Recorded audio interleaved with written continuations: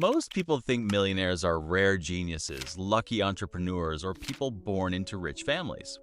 But every single day, modern economies quietly create new millionaires by the thousands. And most of them are painfully ordinary. Not celebrities, not startup founders, not lottery winners, just people who understood one thing. Wealth today is less about secrets and more about staying connected to systems that compound money over time. And once you look at the data, the mythology around millionaires starts falling apart.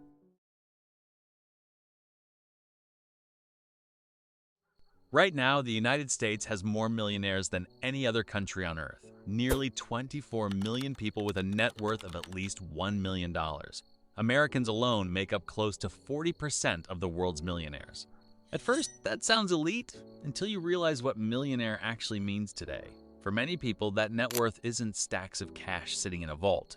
It's retirement accounts, investments, home equity. And because stock markets and property values have exploded over the past decade, millions of ordinary households have quietly crossed the $1 million threshold without ever feeling rich. That completely destroys the fantasy version of wealth most people imagine, because today becoming a millionaire is increasingly less of a rare accident and more of a structural outcome inside modern financial systems.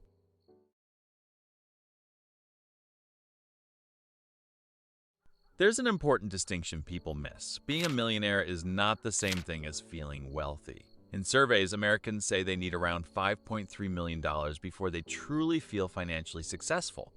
That tells you something massive. $1 million today often doesn't mean financial freedom, luxury, permanent security, especially in expensive parts of the US, and most millionaires don't have $1 million in cash. Their wealth is usually locked inside assets that grew over time. So when headlines say millions of people are millionaires, what they really mean is this: millions of people have accumulated enough long-term assets to mathematically cross that threshold. That's a very different picture from private jets and Instagram lifestyles.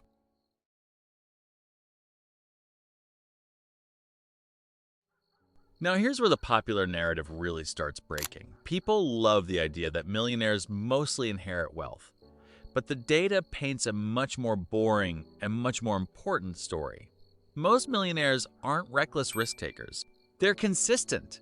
Detailed wealth studies show that over 3/4 of US millionaires did not receive a $1 million inheritance.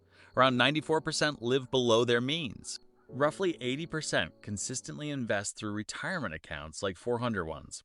About 75% invest outside employer plans as well. Around 73% avoid long-term credit card debt, and only about 31% ever earn six figures annually over their careers. That last statistic matters more than people realize, because it means high income alone is not the defining factor. Time, consistency, and exposure to appreciating assets matter more. The average millionaire story is actually boring, and that's exactly why it works.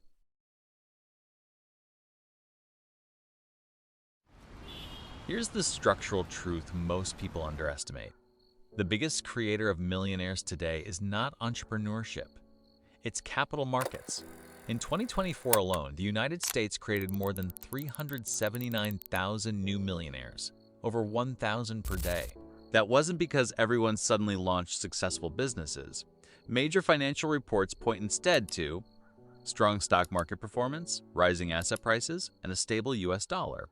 In other words, simply remaining invested in productive assets over long periods of time has quietly become one of the most powerful wealth-building forces in modern history.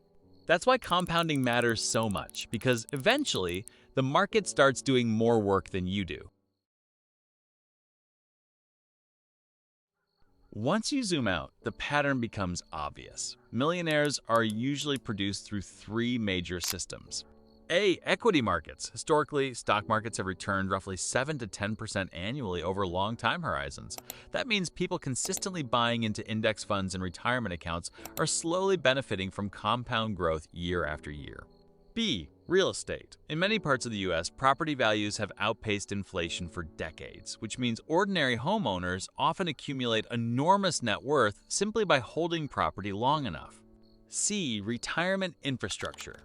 401ks, IRAs, and other tax-advantaged accounts are designed to systematically funnel money into long-term investments, and millionaires overwhelmingly use them.